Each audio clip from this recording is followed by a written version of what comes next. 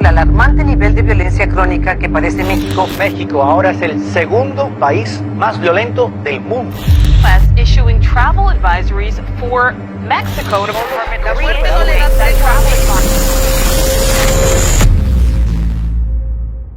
Casi siempre que digo que soy de México, lo primero que me preguntan es que por qué es tan peligroso. Este es uno de los principales problemas que tenemos, sí. Y es uno de los reproches que irónicamente más nos hace Estados Unidos. Pero sabes, hay algo que me molesta mucho de todo eso. Es como si yo tuviera o fuera dueño de la Coca-Cola y me quejara de que hay mucha gente con diabetes en el mundo. Sería cínico. Se quejan de la violencia extrema en México y del tráfico de drogas, pero el origen de estos dos problemas provienen del mismo lugar. Es muy sencillo. Para resolver el problema del tráfico de drogas, tenemos que atender primero y ver a los 27 millones de drogadictos que tiene Estados Unidos, según su última encuesta. Las sobredosis masivas se han disparado en el país, por lo que la agencia antidrogas, la DEA, ha alertado a los departamentos de policía a nivel nacional sobre estos incidentes. Si no hay quien la compre, no habrá quien la venda, punto. ¿Quieren que se acabe la violencia en México? ¿Sabes de dónde provienen todas las armas de los grupos de la delincuencia organizada en México? También vienen de aquí, de la industria armamentista estadounidense. Y de eso vamos a hablar hoy, de una operación sucia y manchada con sangre que se mantuvo en secreto y muchos de sus archivos aún siguen siendo clasificados. Se llamó la Operación Rápido y Furioso. Sobre Rápido y Furioso. Escándalo de Rápido y Furioso. Sobre el operativo Rápido y Furioso. El famoso operativo Rápido y Furioso. Muchos ya han oído de ella, pero de lo que hoy vamos a hablar es francamente repugnante. Estamos hablando de una operación que o bien fue un auténtico desastre lleno de torpezas, o bien fue ese el plan original que nos quisieron ocultar. Lo que sí sabemos es que esta operación desató una ola de violencia como nunca antes se había visto en México, con miles de víctimas, y solo hay dos grandes culpables a la vista, el gobierno de México y el gobierno de Estados Unidos. Todo comenzó con estos dos personajes en ambos lados de la frontera. Excelentísimo señor Barack Obama, presidente de los Estados Unidos de América.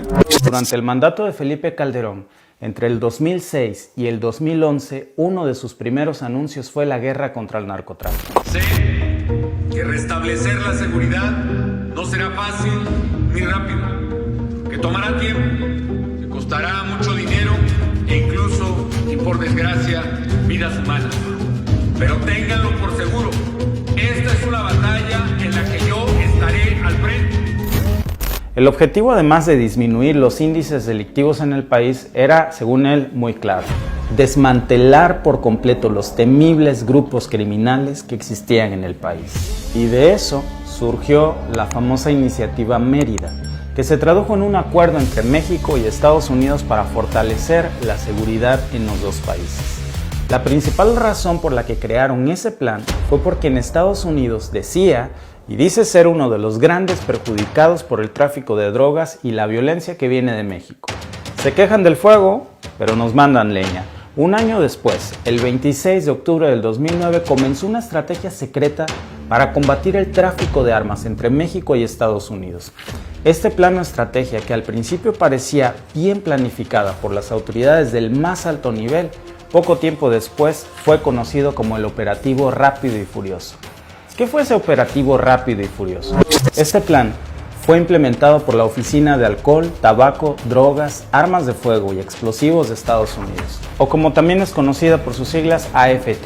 Esta estrategia consistía en introducir armas de fuego a México con chips de rastreos implantados secretamente para ser vendidas a las bandas delincuenciales, cárteles y a traficantes de armas, y una vez vendidas iban a ser rastreados y dar con las guaridas de estos criminales, supuestamente para atraparlos. En Estados Unidos, para esto, según ya tenían identificados a varios grupos que adquirían en Estados Unidos estos arsenales y se las llevaban a México de contrabando sin mayores problemas.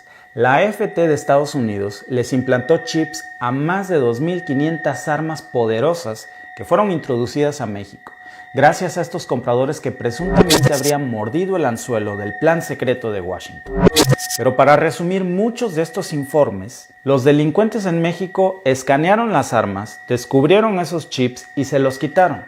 La DEA y la AFT, la Policía Federal y la Secretaría de Seguridad Mexicana subestimaron a los cárteles mexicanos. O hicieron un trabajo muy torpe o tal vez ese era el objetivo. O tal vez ninguna de las dos. Quizás alguien los puso sobre aviso. Como haya sido, con este desastroso plan metieron al país más de 2.500 poderosas armas de fuego en manos de los cárteles mexicanos distribuidos por el ancho del territorio, gracias a la ayuda de los dos gobiernos. Desde el 2009, las autoridades de México y de Estados Unidos le habían perdido el rastro a estas armas que supuestamente eran rastreables. Pero en el 2010 y en el 2011 pasó algo muy irónico y triste que destapó la cloaca de toda esta operación secreta llamada Rápido y Furioso. El primero fue en diciembre del 2010, cuando se produjo un fuerte tiroteo en Arizona. En ese enfrentamiento, una de las armas que se habían vendido a los cárteles mexicanos para que cobrara víctimas en México, adivina qué, terminó causando un daño a Estados Unidos. Con una de esas armas murió el agente fronterizo Brian Terry y durante las investigaciones se supo que una de las armas que le quitaron la vida pertenecía precisamente a ese lote de armas de la famosa operación Rápido y Furioso. La operación secreta salió a la luz en diciembre del 2010, luego de que el agente de la patrulla fronteriza Brian Terry fuera asesinado por criminales en México con uno de los rifles que el gobierno dejó pasar. Después, en el 2011, específicamente el 15 de febrero, los agentes de la Oficina de Inmigración, que conocemos como ICE, Jaime Cepeda y Víctor Ávila, fueron emboscados en San Luis Potosí por un comando armado. El agente Zapata murió y Ávila resultó gravemente herido. Y otra vez, el resultado de la investigación arrojó, adivina qué, que las armas utilizadas ahí también pertenecían al famoso lote de armas poderosas del operativo Rápido y Furioso. Pero claro, las muertes que escandalizaron a las autoridades estadounidenses no fueron la de los miles de mexicanos asesinados con esas más de 2.500 armas. Lo que destapó verdaderamente la cloaca del operativo Rápido y Furioso fue que con esas armas sofisticadas, con las que se derribó incluso este helicóptero de la Marina Armada de México, con esas mismas armas también estaban los cárteles de México matando a los mismos agentes de inteligencia estadounidense. La muerte de este último agente norteamericano fue la gota que derramó el vaso entre México y Estados Unidos sobre esta operación. Pero no fue sino hasta el año 2012 cuando se conoció que se habían cometido al menos 6 errores en la operación que comprometieron su éxito. Esto según Janet Napolitano, quien era la secretaria de Seguridad Interna, y el escándalo estaba muy lejos de terminar. Y es que en el año 2016, la oficina del Inspector General del Departamento de Justicia en Estados Unidos reconoció que la operación Rápido y Furioso fue supervisada de forma irresponsable por la AFT y que obviamente esos errores le habían costado la vida a miles de mexicanos y hasta varios agentes estadounidenses. La pregunta es, ¿sabía México de esto? Bueno, cuando se destapó la caldera, la primera reacción del gobierno de México fue negarlo todo. Desde el presidente Felipe Calderón hasta los funcionarios de la Policía Federal dijeron que no sabían nada de este operativo. El mismo vocero de seguridad durante la administración de Calderón dijo que no tenían ningún conocimiento de la operación Rápido y Furioso lanzada por la ATF para introducir armas a México. El gobierno de la República hace sus propias investigaciones también y ha reiterado desde un inicio que por supuesto que no teníamos conocimiento de los aspectos que se mencionan sobre la autorización presunta de trasiego de armas como parte de esa operación y que por supuesto que si hubiésemos tenido noticia al respecto lo hubiésemos impedido y lo hubiésemos reclamado al respecto. Pero luego de que el gobierno negara todo, apareció este hombre, Julian Assange, el creador de Wikileaks. Wikileaks, el portal de filtraciones fundado por Julian Assange, ha comenzado a difundir miles de documentos oficiales atribuidos al Centro de Ciberinteligencia de la CIA. Y es que se ha bautizado como la mayor publicación de documentos confidenciales de la historia de la agencia norteamericana. Y entre todas estas filtraciones de documentos secretos de la CIA, aparecieron varios documentos en los que se confirmaba que el gobierno de México sí sabía de este operativo y permitieron el paso de armas del país. Entre todas esas filtraciones de documentos secretos de la CIA, aparecieron varios documentos en los que se confirmaba que el gobierno de México sí sabía de estos operativos y permitieron el paso de estas armas poderosas al país para entregárselas a los cárteles de México. Un cártel especificado por Wikileaks que confirma que prácticamente toda la plana mayor del calderonismo, PGR, Sedena, Semar, Secretaría de Relaciones Exteriores e incluso la oficina de la presidencia tenían conocimiento de este operativo fallido. Hasta un agente de la propia AFT declaró en el Congreso norteamericano que la PGR de México sí sabía de la operación Rápido y Furioso y aceptaron y dieron todas las facilidades para enviar miles de armas a los grupos más peligrosos del país. Pero aún con todas estas evidencias, cínicamente los mandatarios de ambos países en ese entonces siguen diciendo hasta la fecha que nadie sabía y que ninguno de los dos autorizó, ni Barack Obama ni Felipe Calderón, los dos presidentes involucrados supuestamente, nunca supieron ni autorizaron nada. Well, first of all, I did not authorize it. Eric Holder, the Attorney General, did not authorize it. Ok. Entonces, estos dos presidentes deben pensar que somos muy tontos para hacernos creer que una operación armamentista entre sus dos países no fue autorizada por ellos ni por ningún miembro de sus propias administraciones, aun cuando existen pruebas que los exhiben.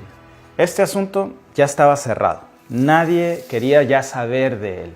Solo se acordaban los familiares de los miles de víctimas desaparecidos, pero desde el 2019 la Fiscalía General de la República y el Gobierno de México reabrieron estas investigaciones de la Operación Rápido y Furioso para dar con los responsables y enviaron una nota diplomática al gobierno del entonces presidente Donald Trump en mayo del 2020, donde pidieron que colaboraran en las investigaciones y 2 meses después Washington entregó información muy valiosa para poder dar con el paradero de armas introducidas a México y con todos los implicados en este caso. A principios de este año, la Fiscalía General de la República en México emitió 7 órdenes de aprehensión de los presuntos responsables involucrados en el caso, la mayoría criminales y mandos de primer nivel, como por ejemplo Genaro García Luna, exsecretario de Seguridad Pública, que actualmente se encuentra preso en Estados Unidos y México, por cierto, busca su extradición, Luis Cárdenas Palomino, excomandante de la Policía Federal, y había uno más que no había sido localizado, pero para su muy mala suerte y más para la víctima, a principios de año, atropelló a una persona en un accidente de tráfico y lo mató.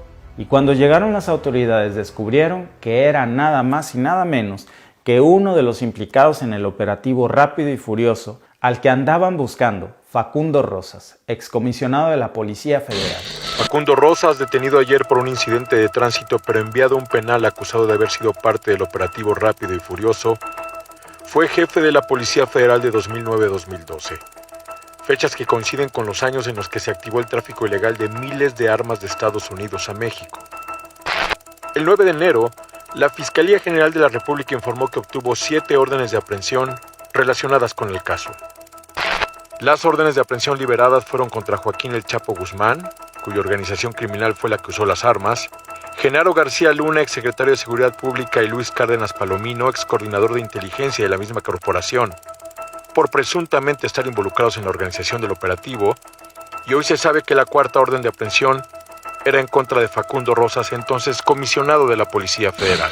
Obviamente, estos no son los únicos nombres, son apenas las primeras hebras de una enorme bola de estambre que involucra a altos funcionarios tanto de Estados Unidos como de México. En el 2021, México interpuso también una demanda civil en Estados Unidos en contra de varias empresas que facilitaron el tráfico ilegal de armas hacia México por órdenes de las propias agencias estadounidenses, en una demanda en la que México acusa daños que podrían superar a los $10,000 millones.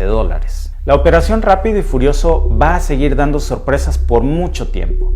Este desastre ocasionó miles de muertes en nuestro país. Estas armas se usaron contra civiles inocentes, también en secuestros, extorsiones, asesinatos, cobros de piso y guerras entre bandas rivales con cientos de víctimas en todo el país, en un fuego cruzado. Y las últimas investigaciones nos confirman lo que casi todos ya suponíamos: la complicidad de funcionarios policiales y de las esferas más altas de ambos gobiernos con estas bandas delincuenciales, convirtiendo la violencia en México en un ciclo que se repite una y otra vez, y que lejos de acabar, amenaza con incrementarse con el pasar de los días, lamentablemente. Dime cuál es tu opinión de toda esta cloaca que ni siquiera se ha comenzado a abrir y ya está causando escándalos. Y si te gustan estos temas, me ayudarías mucho suscribiéndote a mi canal. Nos vemos en el próximo video.